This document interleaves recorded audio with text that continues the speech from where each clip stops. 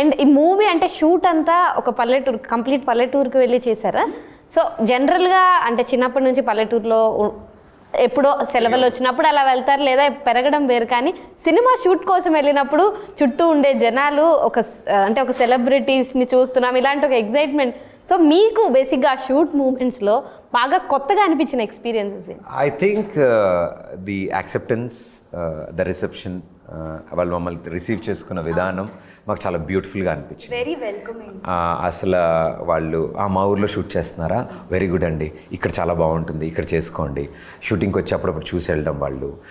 Then మాకు ఒకరోజు వచ్చి మీకు ఎర్లీ మార్నింగ్ షాట్ చాలా కావాలి కదా, మీకు ఆ కొండపైన ఉంటుంది, మీరు 5 అక్కడికి వెళ్ళిపోగలిగితే మీరు అక్కడ ఉంటే కరెక్ట్గా ఇలా రైజ్ అవుతుంది మీకు. సో మేము యాక్చువల్లీ ఆ షాట్ వాడాము. లేలే సాంగ్లో ఉంటుంది ఆ shot, sun rise shot hill టాప్లోంచి. ఐ థింక్ అంత అభిమానం, ప్రేమ, అంటే దాన్ని అన్కండిషనల్ లవ్ అంటాం కదా, ఎలాంటి కుళ్ళు కల్మషాలు లేవు, ఏమీ లేవు. వాళ్ళకి వెరీ ప్యూర్, చాలా సరదాగా మాట్లాడతారు. పెద్ద స్టారా చిన్న స్టారా తెలుసా అలా కాదు, వాళ్ళకి చాలా ఇష్టం. అండ్ చాలా రేర్గా ఇక్కడ ఇలా జరుగుతాయండి, మీరు చాలా బాగా చేస్తున్నారు. మేము దూరం ఉంది మాకు హోటల్ ఇవన్నీ, సో మేము షూట్ దగ్గరే టెంట్లు వేసుకొని అక్కడే ఉన్నాం. సో అక్కడే వండుకోవడం, అక్కడే తినడం, వాళ్ళని కూడా అప్పుడప్పుడు భోజనానికి పిలవడం. అంటే గుర్తొచ్చింది, నేను కుక్ చేస్తున్నప్పుడు గార్లిక్ లేదనమాట.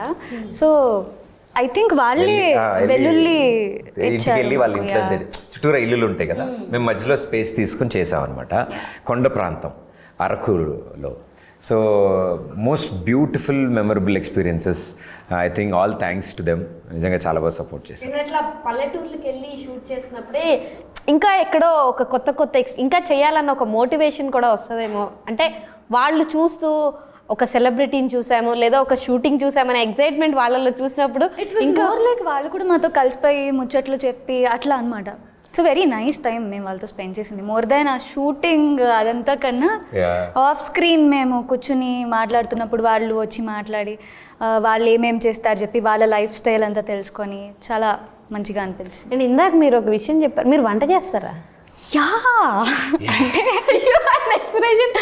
అదొక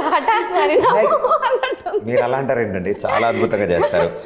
ఇది ఇంటర్వ్యూ అయిపోయాక ఆవిడ బాక్స్ మీ అడ్రస్ చెప్పండి, నేనే స్వయంగా ఆఫీసు. ఆయన అలానే అంటారు, కానీ చాలా మంచిగా ఫుల్గా ప్లేట్ నిండా పెట్టుకుని తిన్నారు నేను చేసినప్పుడు. ఏం పర్లేదు కృష్ణ, జోక్స్ అపార్ట్, నిజంగా చాలా బాగుంటుంది. వెజిటేబుల్ మారుతుంది, మసాలా సేమ్ ఉంటుంది. మీరు ఏదైనా అడగండి. దొండకాయ వేపుడుతో మొదలెట్టారు ఆవిడ మా సినిమాలో. రెసిపీ అన్నిటికీ ఒకటి. మేము ఎందుకు రెసిపీ సేమ్ వస్తుంది? ఇప్పుడు ఫస్ట్ రోజు దొండకాయ వేపుడు అన్నారు, దొండకాయ వేపుడు రాని అందరూ లైన్లో కంచాలు పట్టుకుని రెడీగా ఉన్నాం, మేడం వడ్డిస్తే తిందామని. సో ఎరకపోయి యూనిట్లో వాళ్ళు చాలా బాగుందన్నారు. సో 1 డే తర్వాత నెక్స్ట్ డే ఈసారి బెండకాయ వేపుడు అంది. అమ్మో ఈసారి ఇది వేరే వస్తుందేమో అనుకుంటే ఏం యాజ్ ఇట్ ఈజ్ ఉంది. ఇదేంటి యాజ్ ఇట్ ఈజ్ ఉంది అని అడిగాం.